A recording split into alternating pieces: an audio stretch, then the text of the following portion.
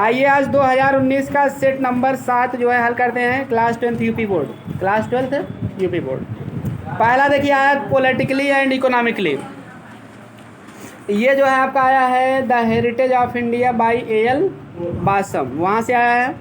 The people आई सा in India जो कि आया आपका girl with a basket by William C Douglas, जो कि बहुत इंपॉर्टेंट है। इसकी वीडियो भी अपलोडेड है, पढ़ाया भी गया है। अगर आप नहीं जानते रेफरेंस कॉन्टेक्स्ट एक्सप्लेनेशन कैसे लिखे तो how to write reference context and explanation search करिए, आपको इसका पूरा मिल जाएगा। तो और आपको जो है क्वेश्चन भी मिल जाएगा, एक्सप्लेनेशन भी मिल जाएगा, वर्ड मीनिंग और सिनोनिम्स सहित आपको इस चैनल पे पूरा मिल जाएगा। क्लास 12 के नाम से प्लेलिस्ट है। अब देखिए दूसरा है question, what does the heritage of India consist of. Bharat की विरासत किन चीज़ों से मिलकर बना है। तो इसमें जो है आपको इसका आंसर लिखा गया है, why did millions of people leave Pakistan for India. Millions of मतलब लाखों लोग जो है क्यों पाकिस्तान को छोड़कर भारत आ गए थे। या what constitutes the essence of good life, अच्छे जीवन के तत्व को क्या बनाता है। ये सभी 60 क्वेश्चन है, बताए गए आपको। People of India have a, क्या भरा जाएगा, passion. Much that was useless ancient Indian culture has already perished, नष्ट किया गया है, भाई समाप्त होना। मेनी पीपल, कंप्लेन होगा लेकिन ये सिलेबस में इस वर्ष नहीं है। फॉर सम सेंचुरीज, चौथा सिलेबस में नहीं है। पाँचवें पा जाओ, पाँचवें में पहला, what made the astrologer feel uncomfortable. ज्योतिषी किस बात से अनकम्फर्टेबल माने बेचैन महसूस करने लगा। या उसके बाद बी वाला सिलेबस में नहीं, काट दीजिए। सी वाला है, what was the condition of the child when he lost his parents at the fair. बच्चा मेले में अपने माता पिता को खो दिया था तो उसके बाद उसकी क्या दशा थी। इंपॉर्टेंट क्वेश्चन है। देखिए the man is this man is free, ये आपका आया है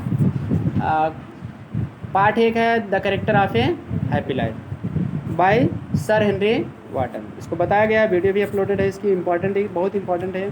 द वुड्स आर लवली आपके सिलेबस में नहीं, काट दीजिए। उसके बाद जो है central idea, on his blindness, my heaven, the song of free, तीनों आपके सिलेबस में है, जिसमें पहला और दूसरा मोस्ट इंपॉर्टेंट है। तो चलिए आगे चलते हैं। देखिए 8वां क्वेश्चन आपका है, अलंकार आया 3 में से 1 का आपको परिभाषा लिखना, 2 एग्जाम्पल देना है। अगला देखते हैं 9वां question, the master said to his servant what are you doing in the kitchen now. तो हो जाएगा इसका the master asked, said to का आस्क्ड हो जाएगा, प्रश्नवाचक वाक्य है, आस्क्ड कर दीजिए हिज सर्वेंट।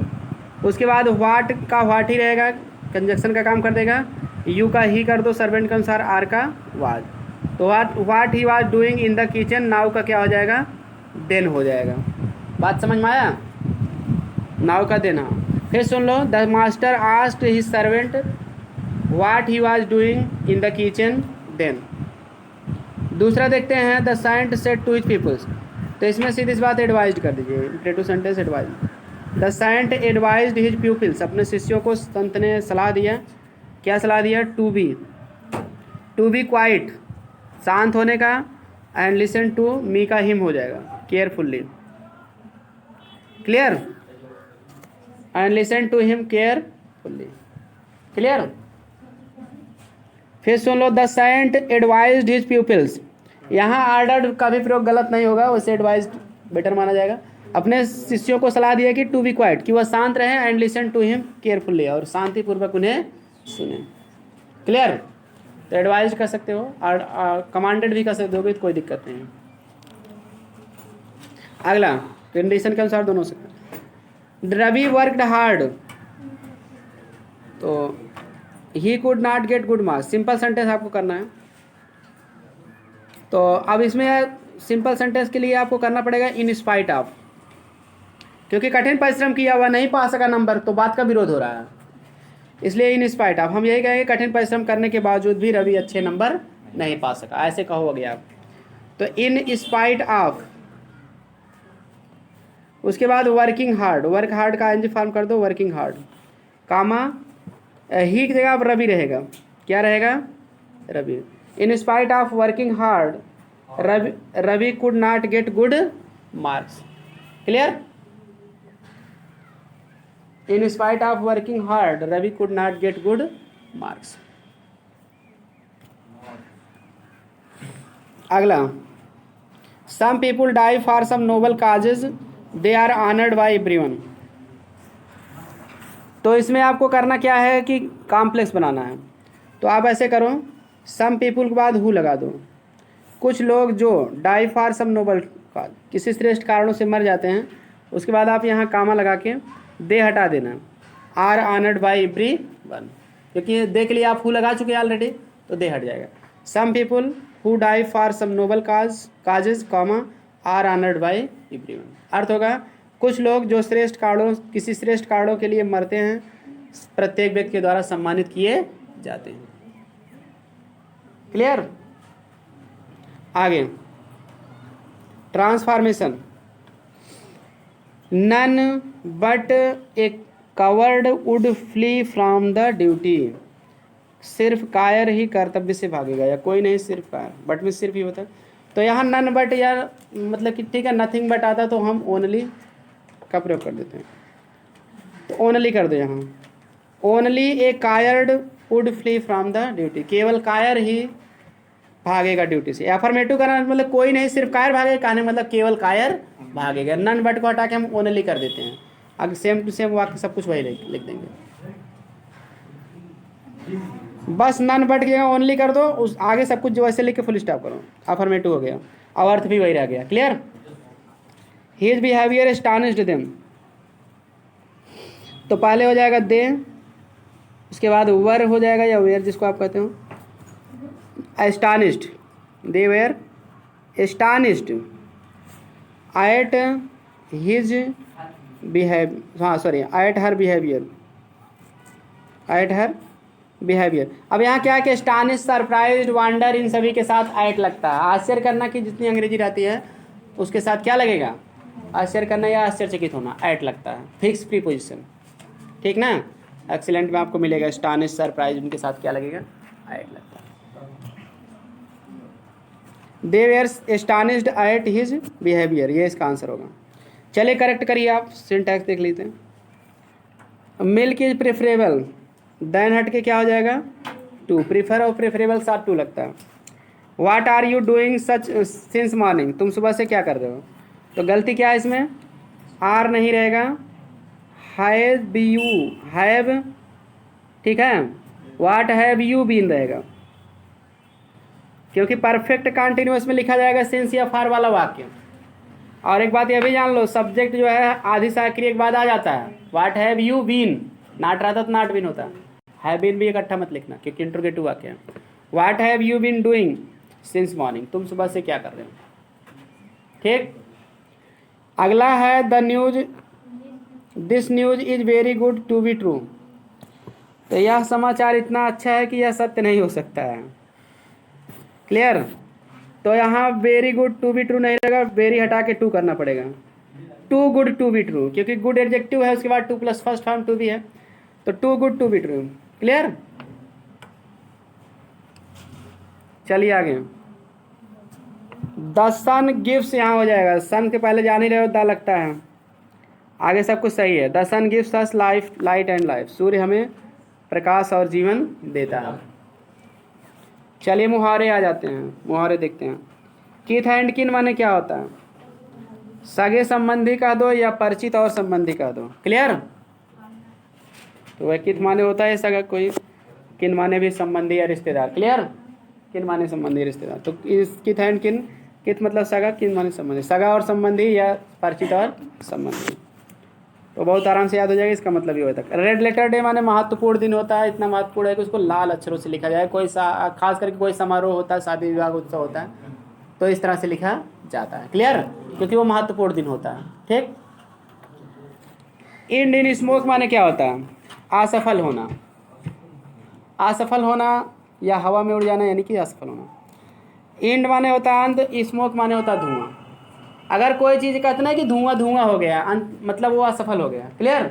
जैसे आप कोई पटाखा दगाते हो पटाखे, तो उसमें मिस कर देता है वो, मतलब कि वो स्मोक में वो अंत हो जाता है, मतलब धुआं करके तुरंत वो पटाखा क्या अंत हो गया, यानी कि वो असफल हो गया, दगने में क्या हो गया, असफल हो गया। आप इस तरह से ट्रिक बना सकते हो। क्लियर? धुआं धुआं हो जाना यानी असफल हो। ब्लैक शीप माने क्या होता है, कुल कलंक या बुरा अथवा अवांछनीय व्यक्ति।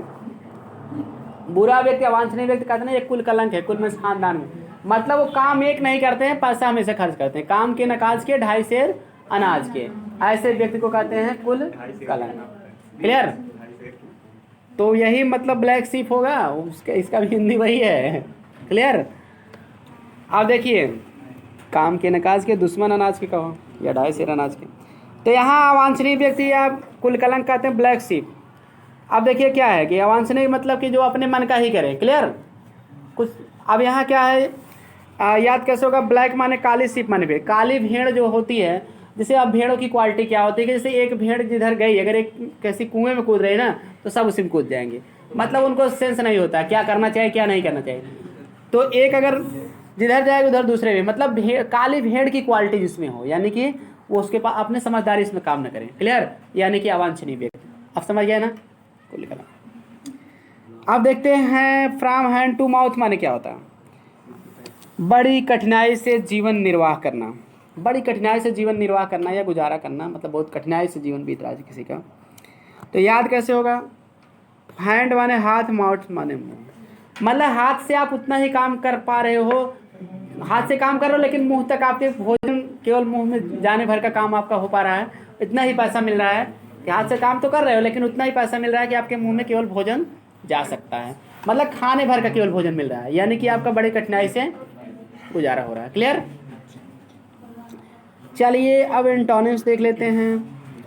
एंसेस्टर, एंसेस्टर माने पूर्वज होता है, तो इसका उत्तराधिकारी, इसका एंटोनिम्स होगा। तो इसके लिए 2 शब्द हैं, बता दे रहे हैं हम आपको। Successor, SUCCESSOR, successor heritage of India में आया है, Gandhi successor. Clear? This development continues under Gandhi successor. Heritage of India में आया कि यह गांधी जी के उत्तराधिकारियों द्वारा विकास का कार्य जारी है। एक ये है, और एक आपको बता दें डिसेंडेंट। डिसेंडेंट माने होता है वंशज, ये भी आया उसी पार्ट में लास्ट में बीच में। क्लियर? डिसेंडेंट की स्पेलिंग बोल देना,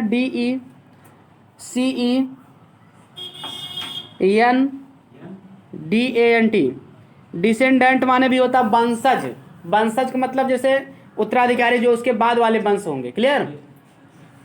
ठीक है? पूर्वज का उल्टा, पूर्वज मतलब पहले वाले, वंशज मतलब आगे वाले नाती पोते जो होंगे बाद में वंशज होंगे वो।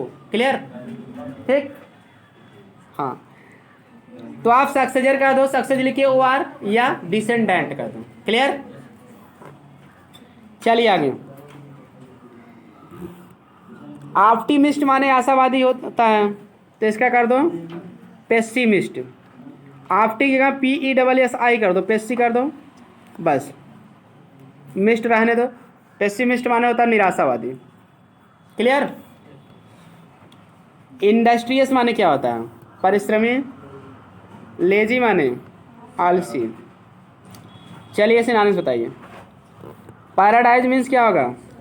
स्वर्ग। Synonyms haven, HEAVEN। रिलायबल माने विश्वसनीय, तो सिनोनिम्स होगा क्रेडिबल, CREDIBL। क्रेडिबल माने विश्वसनीय, बिलीवेबल भी कह सकते हो।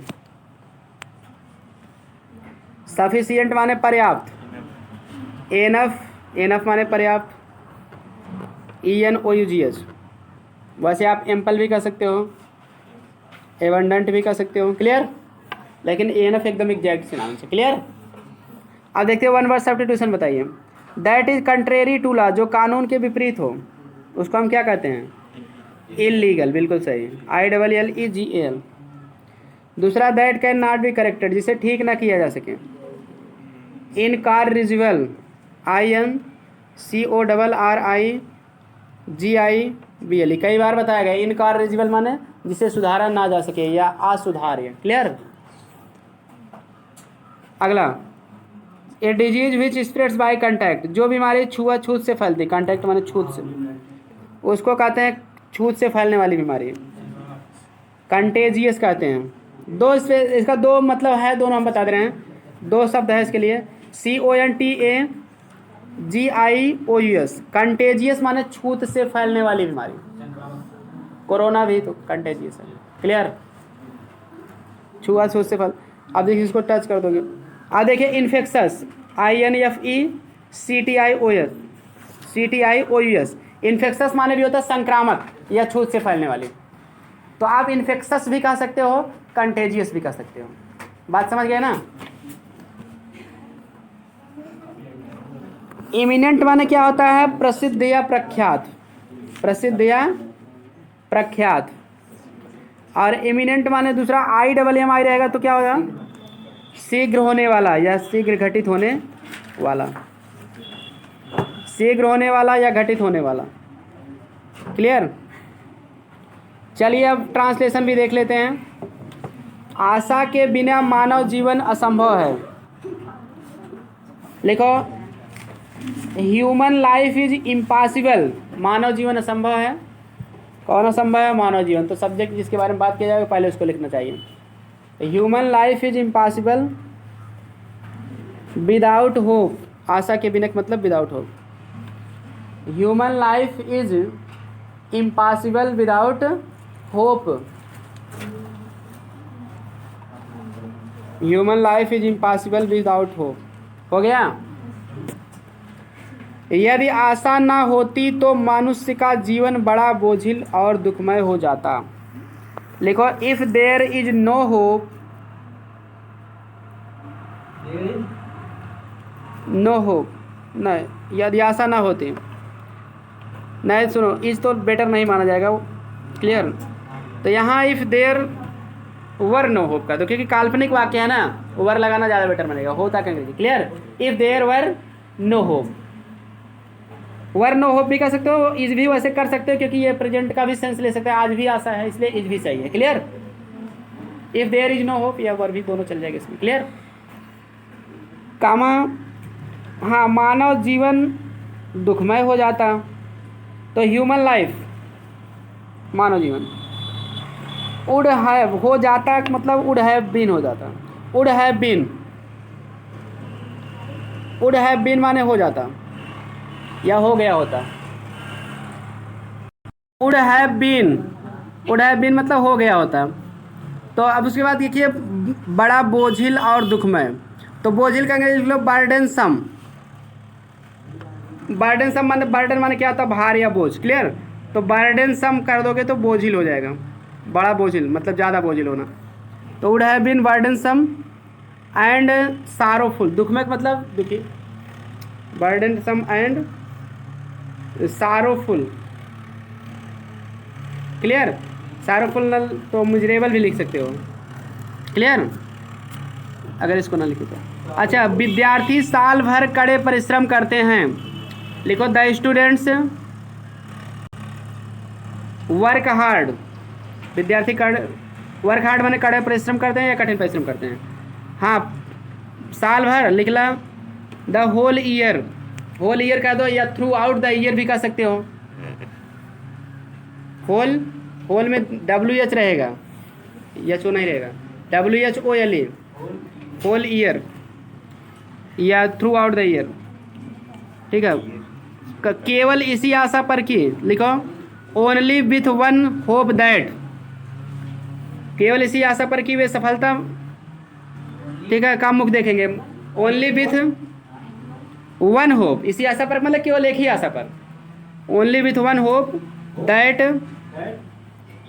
हाँ, कि वे सफलता का मुख देखेंगे। That they will get success. सफलता का मुख देखना माने सफलता प्राप्त करना। Clear. That they will get success, सफलता का मुख देखना, ये मुहावरा भी है, मतलब सफलता पाना। दे विल गेट सक्सेस, हाँ, फुल स्टॉप कर दो। एक किसान घोर उष्णता और शीत का तनिक भी ध्यान नहीं करता। लिखो, इफ, हाँ, ए फार्मर डज नॉट केयर। ध्यान नहीं करता मतलब does not care. A farmer does not care, care of, OF का की अंग्रेजी, ऑफ हीट आर कोल्ड। ठीक है। हीट मतलब वही घोर उष्णता हो जाएगा, मतलब बहुत ज़्यादा गर्मी जो हो। HEAT heat, OR cold, cold मतलब वही ठंडी या उष्णता। क्लियर। जैसे किसान ना गर्मी और ठंडी का बेचारा परवाह नहीं करता, हमेशा मेहनत करता रहता, वही चीज़ है। A farmer does not care of heat or cold, COLD, OR। Clear. मतलब घोर उष्णता या शीत के अंग्रेजी होता है हीट आर कोल्ड। हाँ तनिक भी कि अंग्रेजी लिख लो एट ऑल। तनिक भी मतलब बिल्कुल भी, एट ऑल मतलब पूरी तरह से, या तनिक भी। फुल स्टॉप कर दिए। आगे है इसी प्रकार व्यापारी लोग व्यापार में धन लगाते हैं। इसी प्रकार का अंग्रेजी, ठीक है। In the same way, in the same way माने होता है इसी प्रकार, ये यूज है। इन द सेम वे माने इसी प्रकार या उसी प्रकार। Clear? In the same way माने इसी प्रकार। हाँ तो करें कि लोग व्यापार में धन लगाते हैं, तो लिखो लोग का मतलब द मर्चेंट्स। पीपुल भी कह सकते हो, लेकिन यहाँ व्यापार में धन लगाएगा जो व्यापारी ही रहेगा। Clear? The merchants, MERCHANTS। Invest money, invest, हाँ द मर्चेंट्स का दो या पीपुल भी कह सकते हो, कोई दिक्कत नहीं। Clear? Invest money, INVEST। Invest माने हो गया व्यापार में धन लगाना, निवेश करना, क्योंकि मर्चेंट्स भी लिख दिए हो तो क्लियर हो गया। इन्वेस्ट करते हैं, INVEST। मनी, हाँ लगाते हैं केवल इसी आशा का आश्रय लेकर। लिख लो विथ वन होप दैट। इसी आशा का मतलब एक ही आशा में, विथ वन होप दैट। विद्यार्थी एक आशा करता है तो ये भी एक ही आशा करता है। क्या है वो? विथ वन होप दैट, उसका भी, हाँ दैट मीन्स की या ताकि दोनों होता है, ताकि उसका व्यापार उसके लिए लाभकारी सिद्ध हो। दैट कर दो या सो दैट भी कर सकते हो, कोई दिक्कत नहीं है। हाँ उसका व्यापार उसके लिए लाभकारी सिद्ध हो। लिखो तो केवल व्यापार, लोग व्यापार, हाँ यहाँ बहुवचन है, मर्चेंट में एस जोड़े हो आप, ना जोड़े हो जोड़ दो, क्योंकि लोग व्यापार में धन, लोग मतलब कई लोग मर्चेंट्स रहेगा, इसलिए यहाँ होगा दैट देयर बिजनेस। ठीक है, उनका व्यापार कहेंगे देयर बिजनेस, उनके लिए लाभकारी हो। बिल भी, ठीक है, बिल भी प्रूव्ड बेनिफिशियल। प्रूव्ड माने सिद्ध होना, प्रूव्ड बेनिफिशियल माने लाभकारी सिद्ध। बिल भी प्रूव्ड बेनिफिशियल, BENEFICIAL। बिल भी प्रूव्ड, बेनिफिशियल माने होता लाभकारी, बेनिफिट से बना है beneficial, BENEFICIAL। Beneficial for them, for them माने उनके लिए। अच्छा, तभी तो बुद्धिमान तथा महापुरुषों ने आशा का मानव रूपी जहाज का संबल कहा है। तो लिखो बेनिफिशियल फॉर देम,